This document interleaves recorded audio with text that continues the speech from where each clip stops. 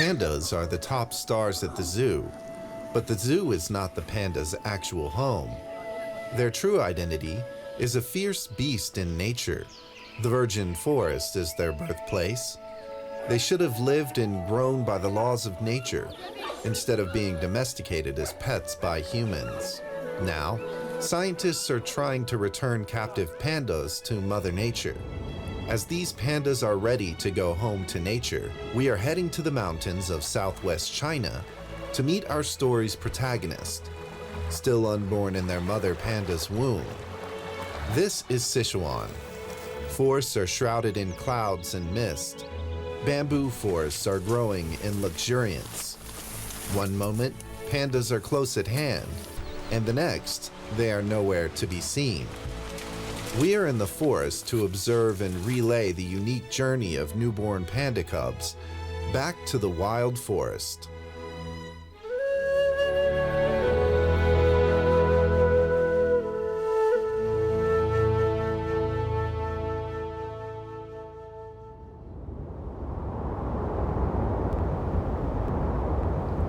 This is Wolong Nature Reserve in the Hengduan Mountains of China. Midsummer is the litter season for giant pandas. This panda, who is about to give birth, is our protagonist's mother. She has a different identity. She is a wild panda rescued by human beings.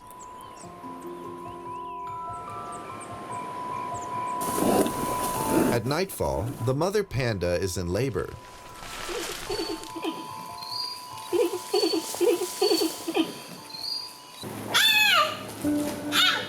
Our protagonist is born. As a descendant of the wild panda, scientists have high hopes for it. Believing that it can inherit its mother's ability to survive in the wild, it will shoulder the heavy responsibility of returning to the wild.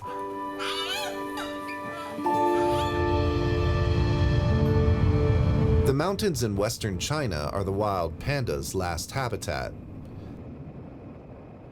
However, in recent years, human activities have segmented their habitat into pieces. The mating path between panda populations is blocked. Small, isolated panda populations could go extinct in another 100 years without introducing new genes into the gene pool.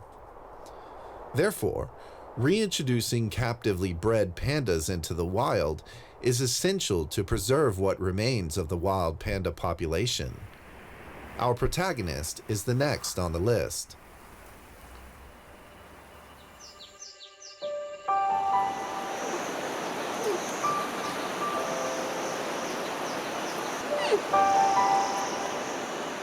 The cub has grown black and white fur, but can't yet stand. Its mother is by its side. The mother and baby live in the depths of the wild training area in the Wolong Mountains. Isolated from the human world, this rugged area's highest altitude is over 3,000 meters, with a size larger than 3 football fields. Here, the aim is to reach the maximum conservation of the virgin forest. For 2 years before reintroduction, the cub must stay with its mother and learn various skills vital for survival in nature's harshness later on.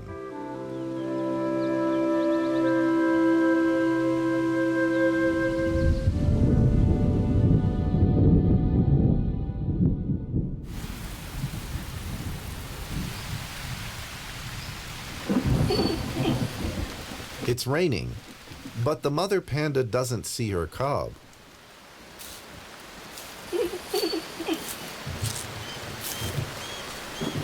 The iron net on the boundary prevents large mammals from entering the wild training area to hurt the cub, but it does not guarantee safety.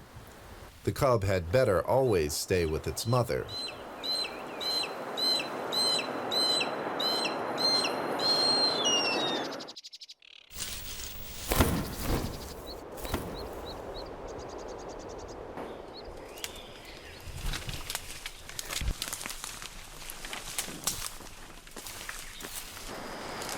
Here it is. 4 months old, and it can go anywhere.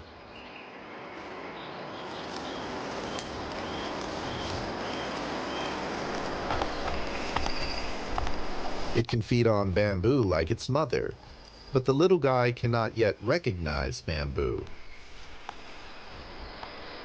It's just eating off a withered bush. It can use dry branches only to grind its teeth.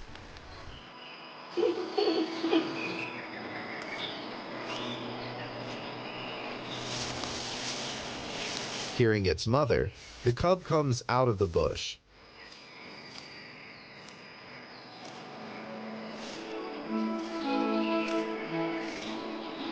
Mother panda wants to give it a scolding. But soon she takes her baby in her arms again.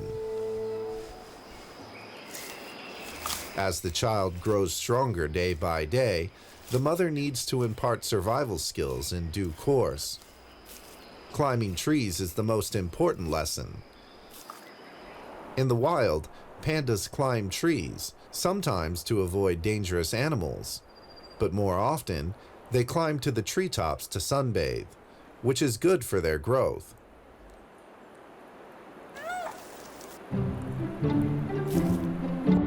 At this moment, the cub shows no interest in learning new skills.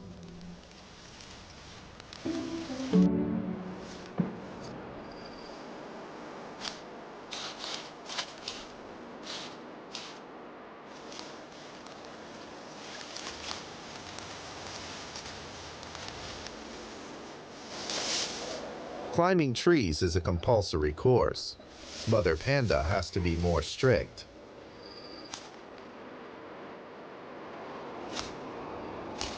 Pandas rely on their sharp claws to climb trees, but the young cub still needs more strength and endurance. The mother panda under the tree is cheering it on. With the help of the natural ladder formed by the branches, the cub is trying again. Well done. It had enough courage, a worthy descendant of the wild pandas.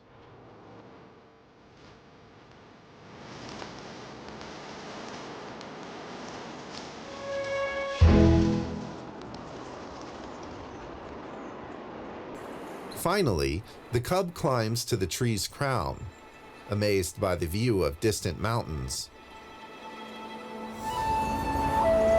Amidst the morning mist, it enjoys beautiful scenery that captive pandas may never see in their lifetime. The towering mountains in the distance are the true home of wild pandas.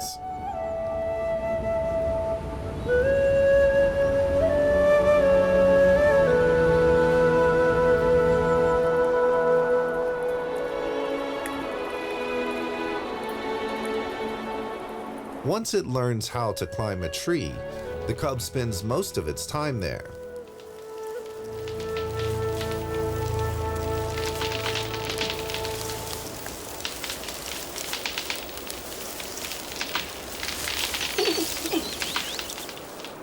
The mother shakes the trunk to remind her child it's time to get down for some milk.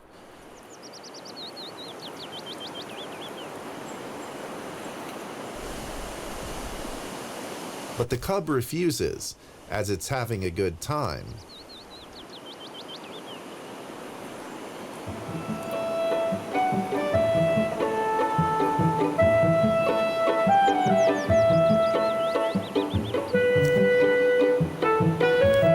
Finally, it's over. Down to the ground. It doesn't care if its mother is asleep. It expects milk when it wants.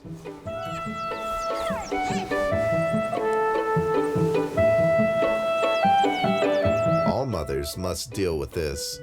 Indulge the child as much as possible. After all, the mother panda and her cub will stay together for merely 2 years. At about 1 year and a half, the cub is usually weaned and starts feeding off bamboo leaves until it gradually masters the art of feeding alone. After that, it's time to embark on a lonely journey deep into the forest.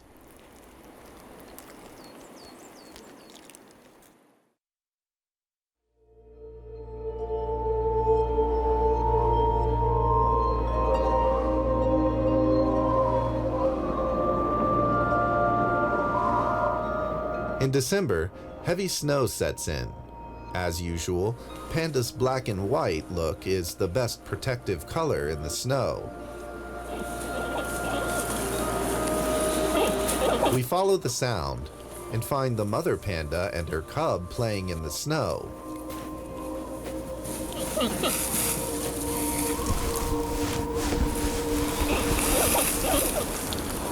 However, the continuous snowfall in high altitude areas soon inconveniences the panda's mobility.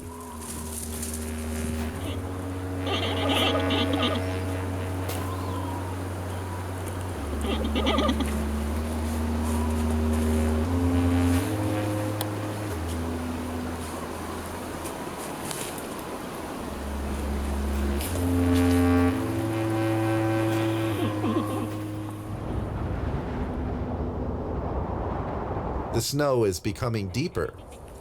Mother panda begins to urge her child to migrate to a lower altitude.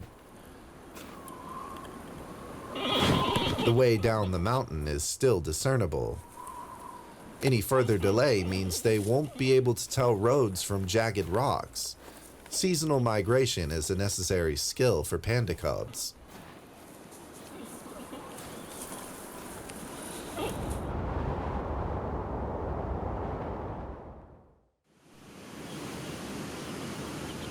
In March, it's already spring in low-altitude areas. An injured wild male panda was rescued. Given that such adult pandas have no natural enemies in the wild, scientists concluded that it was hurt in a fight with its own kind. It's mating season for the pandas. The wild male panda had half its nose cut off by its opponent. The wild male panda had half its nose cut off by an opponent. It's a permanent scar.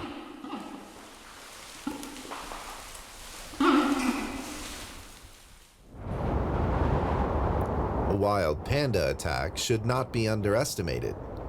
During mating season, the atmosphere in the area gets subtle and tense.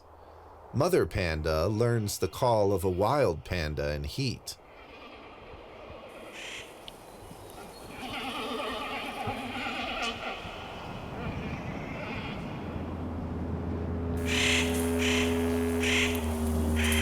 Early in the morning, outside the iron net, there are muddy tracks and even fresh feces of adult pandas. Other wild pandas have visited.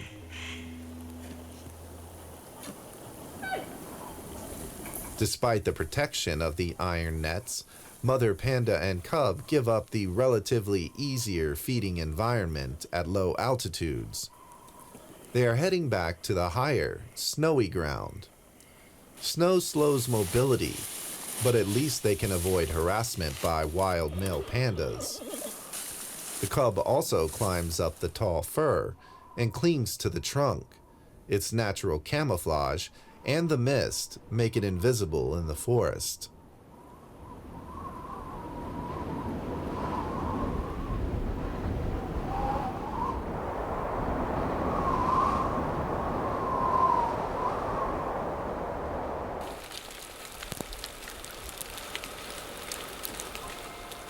It's April.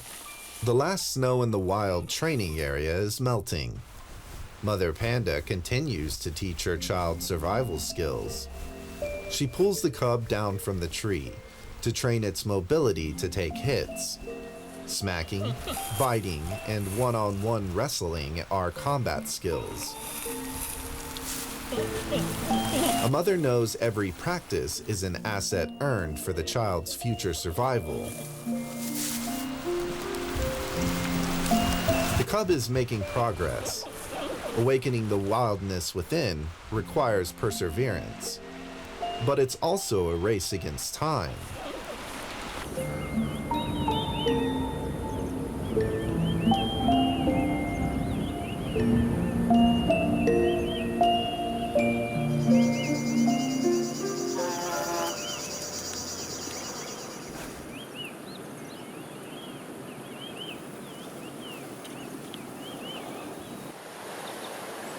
The one-year-old cub has gradually become as big as its mother.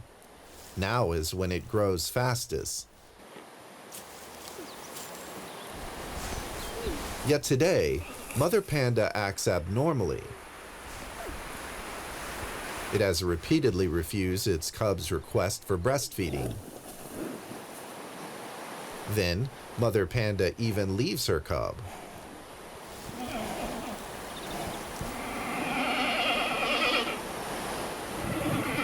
Mother panda seems to be in heat.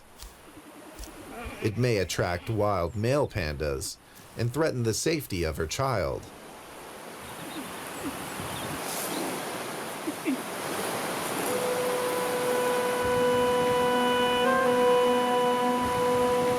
Now that it has been weaned, the safest way is to let the mother leave the wild training area. It's time to say goodbye.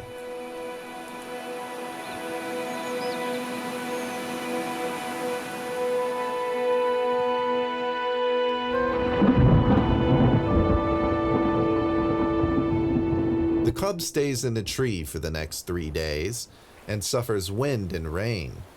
It's hungry, but without its mother's protection, it's weary of everything around it. If it can't live independently, it will be moved out of the wild training area and held in captivity for the rest of its life. Born as a panda with wild blood, will it be able to take on the mission of reviving its population?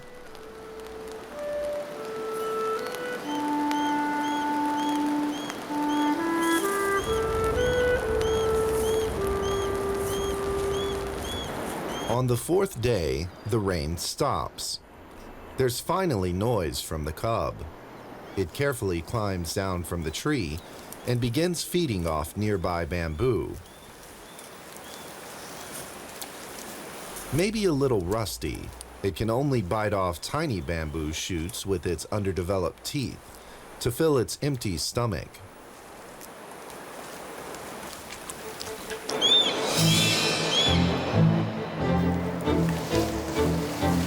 Nature is full of hungry predators.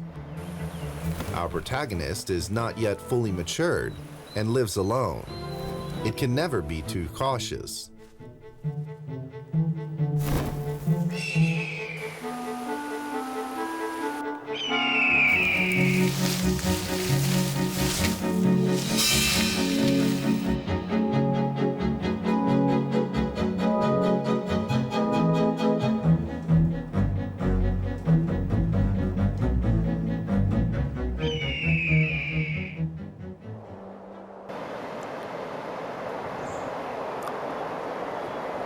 A narrow escape, but the cub will no longer make itself an easy target.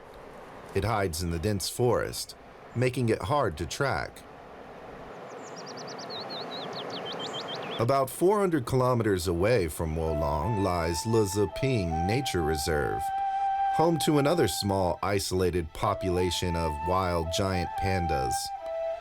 To improve the genetic diversity of the giant panda population and reduce inbreeding, scientists decide to reintroduce the cub to Luziping.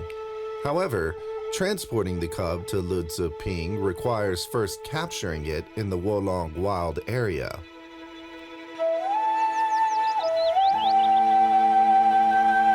It's already late autumn in Wolong. The cub has turned 2 years old, equivalent to being a human young adult.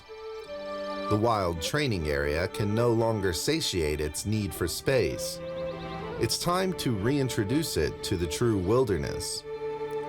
If this window of opportunity closes, the cub may never be able to return to the forest.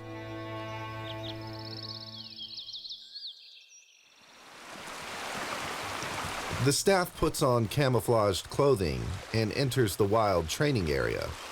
However, the area is vast and perilous. How can they safely catch a panda that is already used to living independently?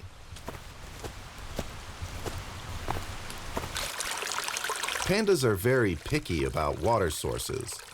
They prefer to drink flowing spring water, so the staff places fresh bamboo shoots nearby the water. Hopefully, the bamboo shoots will be attractive enough to lure the panda.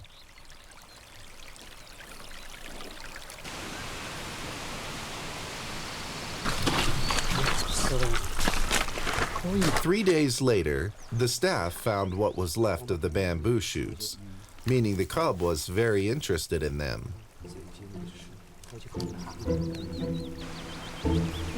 In the next few days, to minimize human interference with the cub, the film crew equips the staff with a wearable video recorder and infrared camera for recording before capture.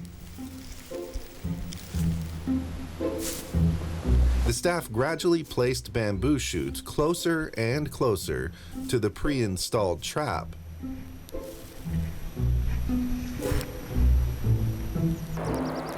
When humans are not present, the infrared camera on the trap photographs the cub entering the cage to access the bamboo. The temptation of bamboo shoots is irresistible. The cub takes the bait.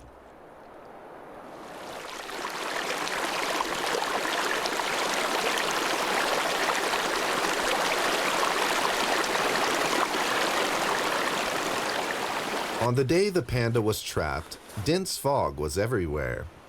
The staff had put fresh bamboo shoots in the cage and then gathered around.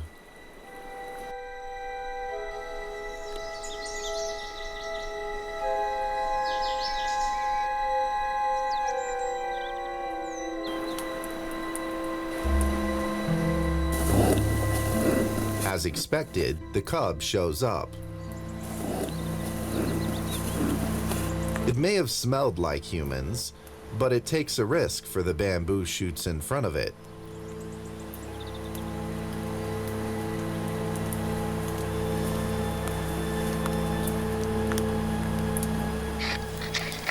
It enters the trap.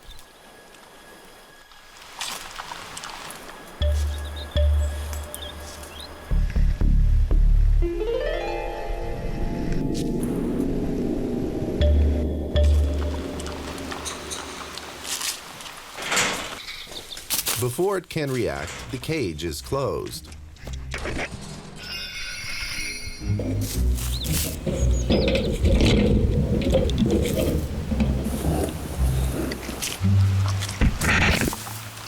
No matter what, for now, it only cares about the bamboo shoots.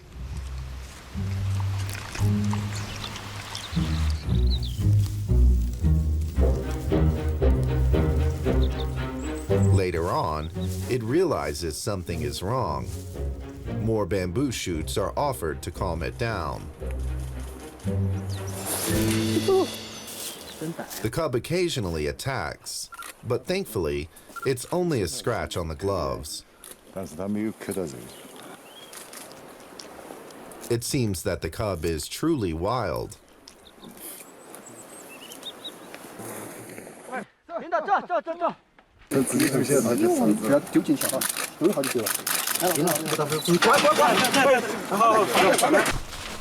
As it transitions into the transfer cage, the cub is about to leave the wild training area, where it has lived for 2 years. It is the first close human contact since the cub was born. Scientists perform a body check before a reintroduction and change the collar for tracking and monitoring. Its paw prints are taken as a souvenir. This unique panda has been entrusted with the mission of saving the wild population. Let's hope it will live up to our expectations and return to the forest successfully.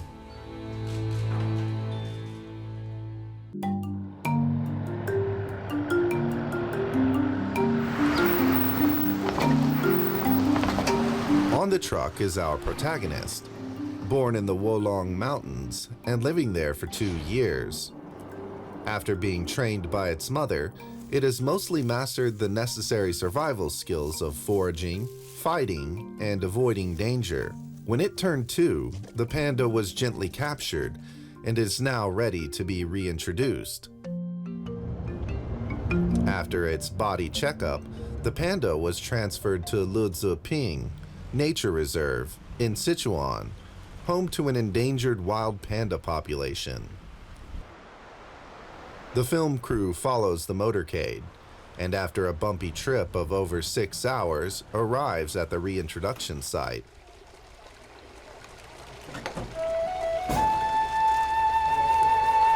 At this moment, this maturing cub is the focus of the world.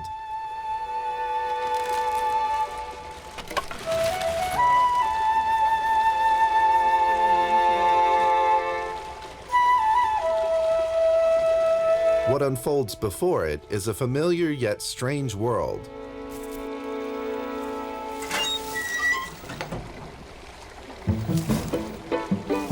After some hesitation, the panda follows the smell of nature and trots into the forest without looking back.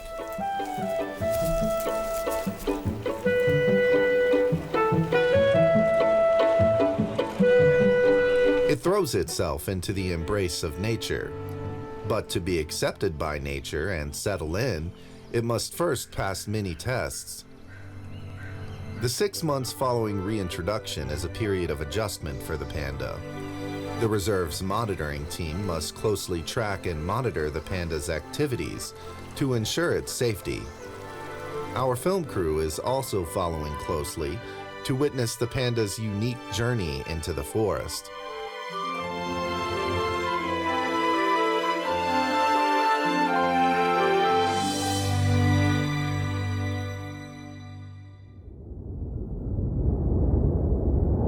After the panda is reintroduced into the wild, tracking it down isn't easy. In Sichuan, wild giant pandas live in the densest bamboo forests, over 2,000 meters above sea level. Traveling through the delicate, tall bamboo trees, we are far slower than pandas. Besides, with the reduced visibility, we couldn't see the panda, even if it was 10 meters away.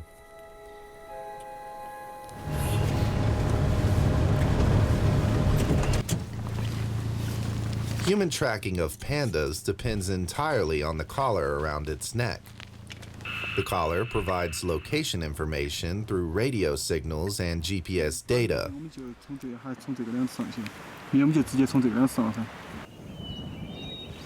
However, the GPS data download shows abnormality on the 3rd day after the reintroduction. 如果再靠近下不到的话，我们怀疑可能是不是项圈出问题了。 The team can only use the radio positioning of the collar to approach the panda, hoping that the closer distance will help the GPS signal transmission. 我们来阳山的还是没下数据，信号强度非常好，还是下不到数据。我们准备跟上去。 我们就尽量把跟上去，把它找到，就把它赶上树上去，我们再对着它下。如果再下不下，我们就判断可能是项圈出问题了。然后我们就通知下面，看他们下面怎么上面是更换项圈还是怎么个。 If we want to change the collar, we must capture the panda first.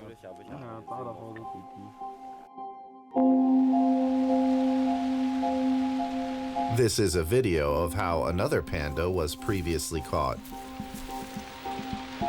We can do things the same way. When locating the panda, the staff can drive it up the tree. Then the vet tranquilizes it properly, and then we change the collar.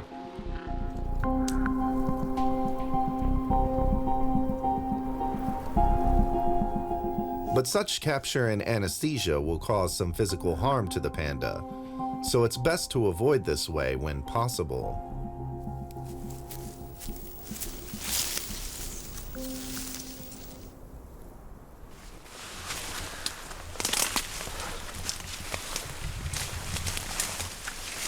"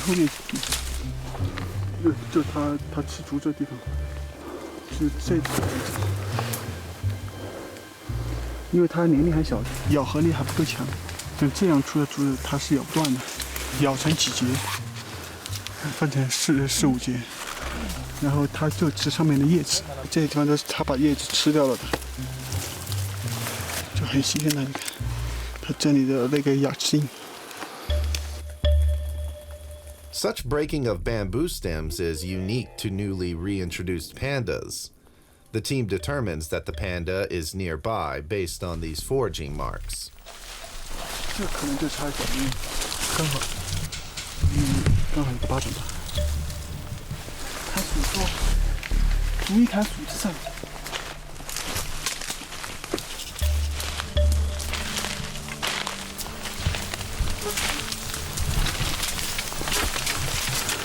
它在我们前方可能有7、8米的地方，现在是看不到。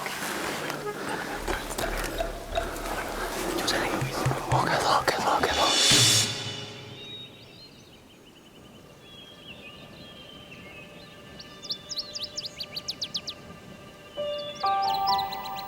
It's the first time we've caught up with the panda since its reintroduction. 现在已经下到数据了，之前距离33米，只有。The GPS data can now be downloaded, which shows that the collar is all right, and there's no need for extreme measures to tranquilize the panda and replace the collar. That's a relief to everyone. According to the analysis, the data download failed because the monitoring team and the panda were on two sides of the same ridge. The panda could have been in a cave-like depression where GPS signals couldn't get through. The panda had the approaching team, so it began to move and left its original position. That's how the signal went back to normal.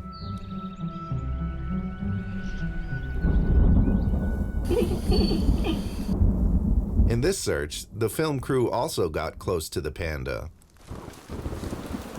We tried to keep up, although contact is brief. We feel lucky to witness its journey of survival in the wild.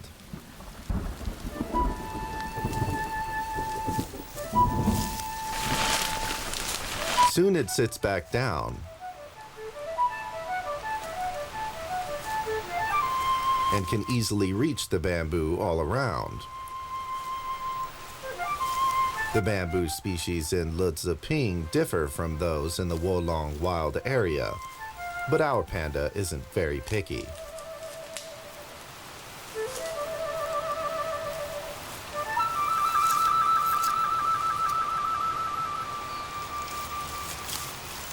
We unexpectedly encountered the panda's first companion, a little red panda. There is only a one-word difference in the name, but the red panda does not have the strong molars and powerful masseter muscles of the giant panda. Thus, the red panda can only chew bamboo leaves. With a whole mountain full of bamboo, there's always a meal for the red panda. The red panda lives around the giant pandas, so other predators won't get close to them. Thanks to the giant pandas, red pandas enjoy a relatively safe environment. Hearing noise in the forest, the giant panda's curiosity drives them to seek answers. But the red panda quickly returns up a tree.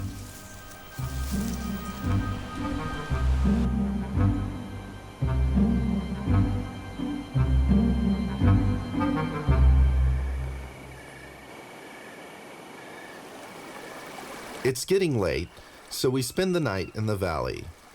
The panda is in the forest above the valley.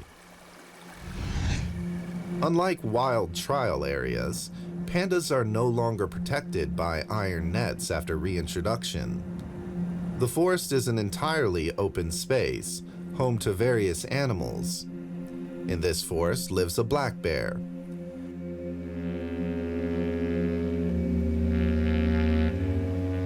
The monitoring team met it several times and thankfully didn't become its prey. But can the new panda live peacefully with other animals in the forest?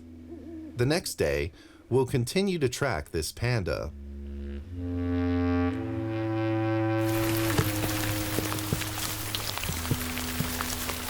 上山的时候，我们经常是沿着那个瘦径走。你动的选择和人选择是有一致性。瘦径的话，相对好走一些。像这个，你看这个，隐约可以看到一点这样的那个痕迹。 Animal trails are hidden passages in the forest. Along them, we find many spacious tree holes. Our panda inhabited quite a few of them. Tree holes are an ideal home for pandas in the wild.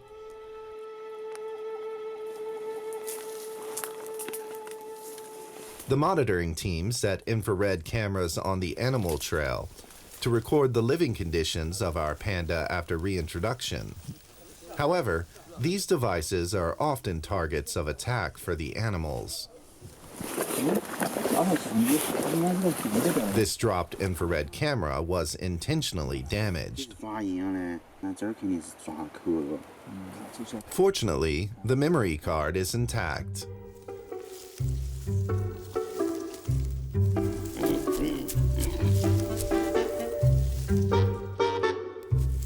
These animals, captured by infrared cameras, share the forest with pandas.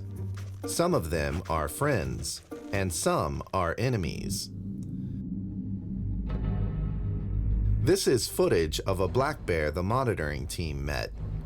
They look clumsy, but have amazingly explosive power. In terms of size and strength, it's undoubtedly the king of the forest.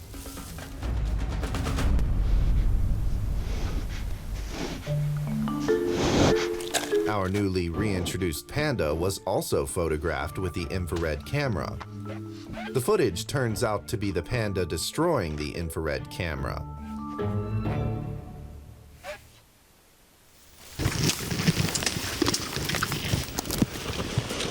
Fresh panda feces are found. Feces can not only show where a panda has been, but also help analyze their health status. More than 50 fresh droppings in good shape show that our panda is adapting well to the new environment and is in good condition.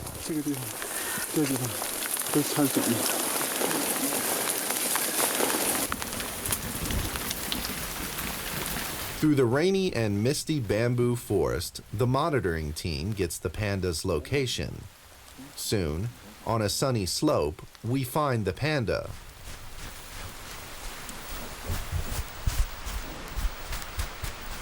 It's scratching an itch.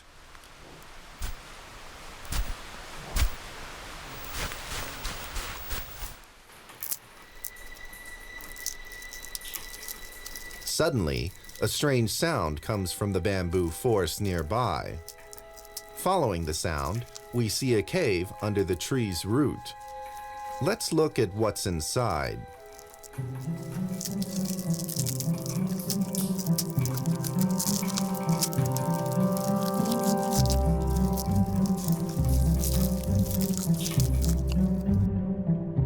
A bamboo rat also feeds on bamboo. Its sharp incisors can easily tear bamboo stems.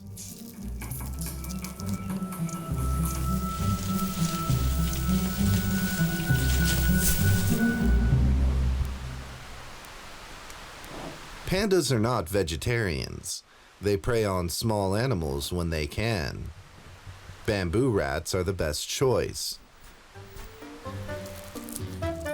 But this bamboo rat doesn't seem to be afraid. The reintroduced panda is a natural enemy, but the rat swaggers under the panda's eyes as if there is no danger. So the bamboo rat recklessly feeds on bamboo just around the panda, an utter provocation to the young panda.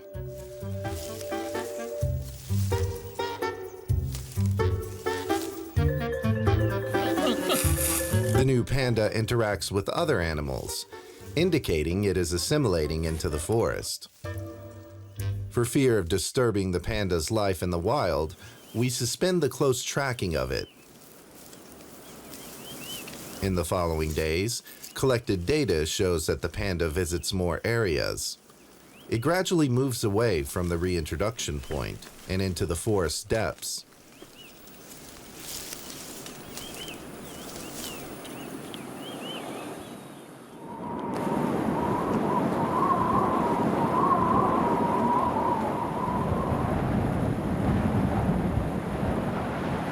Our panda was reintroduced into the forest in mid-November. Just half a month later, there's an early cold wave from the north. The mountains put on winter clothes overnight. We go into the forest again, to make sure the panda is safe.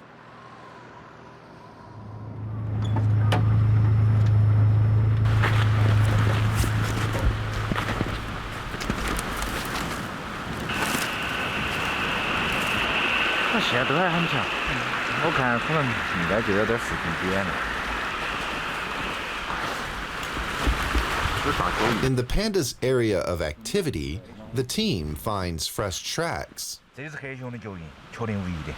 黑熊的脚正好是裸露的，着到这个地上之后，它的长茧就会很明显，对吧？吓人哦！上次我们看到个1米多，站一下啊，基本上都有1米高。Black bears in Sichuan are semi-hibernating, and they slow down their metabolism. But when there is movement, they wake up. Black bears are the biggest threat to reintroduced pandas in this forest.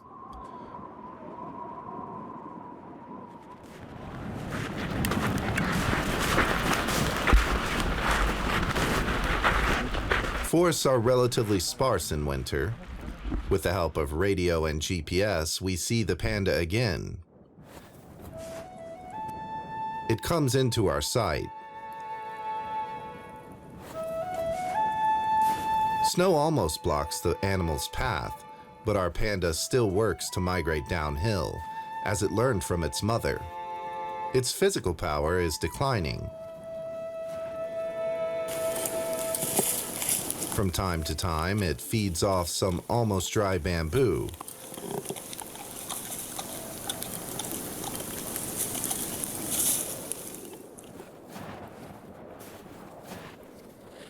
Now it's not far from where the black bear's footprints were found. Our panda has entered the territory of the black bear.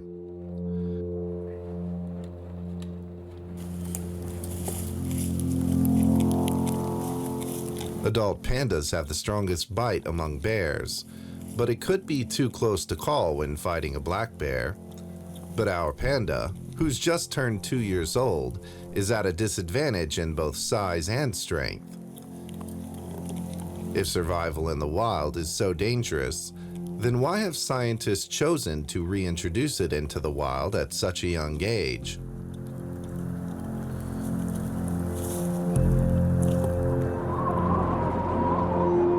A wild training area as big as 3 football fields can no longer satiate the need for space for the 2-year-old panda. It's as curious about the outside world as a teenager. If the window is missed, the panda risks growing up set in its ways, unable and uninterested in exploring or adapting to the outside world. So even though the 2-year-old panda is still weak, its curiosity and learning ability will prepare it to regain its wildness.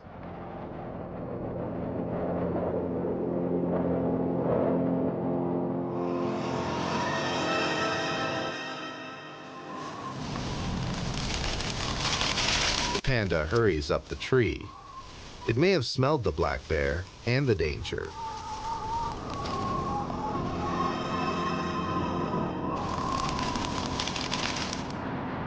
But what do we do? Is it helping to drive the black bear away as we outnumber it, or recapture the panda and transfer it to another place? When a panda is reintroduced to nature, humans should try not to interfere unless its life is at stake. At this point, the black bear hasn't injured or even detected the panda.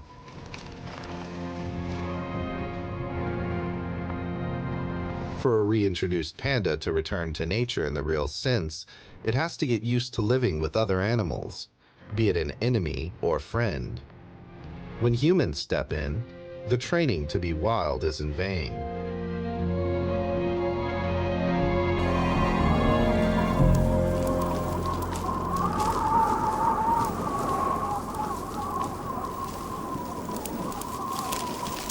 Half an hour later, the panda gets down from the tree.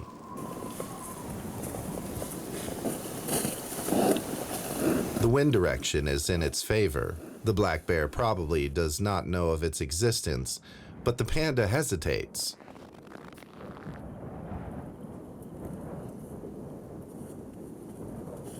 It should leave the ravine before the wind changes.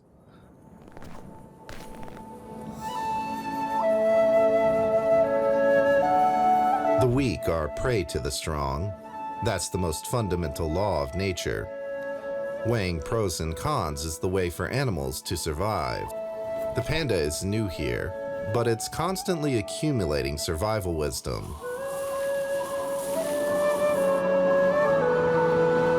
It will leave this forest, and when it's battle-hardened and full-fledged, it may come back here again.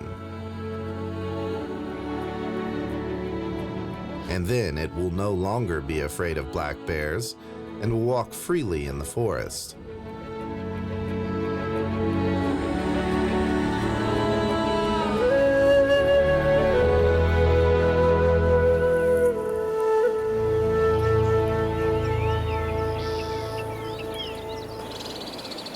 Alpine azalea is the messenger of spring. After the patter of spring rain, the forest becomes lively.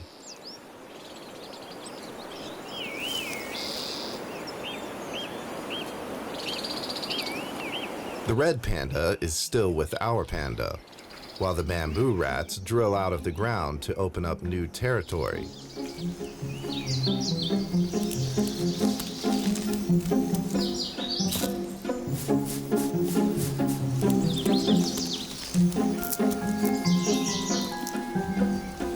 Our panda tries every bamboo, but still can't decide which is best.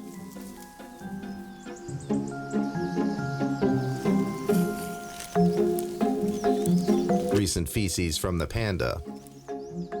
No big deal.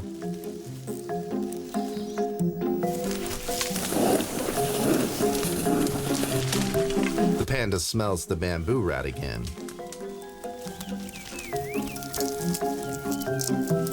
Finally got one. But the bamboo rat hates the sun.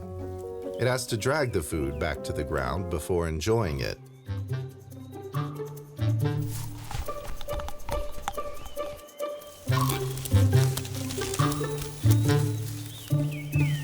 Something is wrong. The panda is drawing near.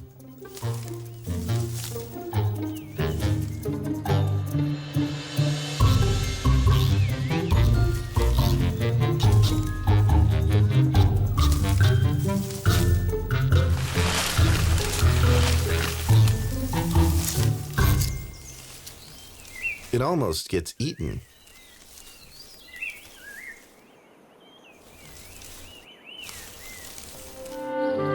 After a winter's practice, the panda is no longer the juvenile who would take the provocation of a bamboo rat without teaching it a lesson.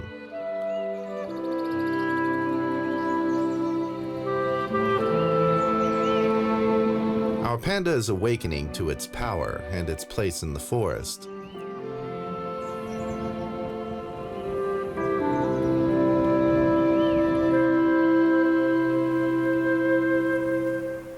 The bamboo rat flees away. The panda can now enjoy its ideal slope alone, with abundant bamboo, plenty of sunshine, tall trees to avoid risks, and spacious tree holes for rest.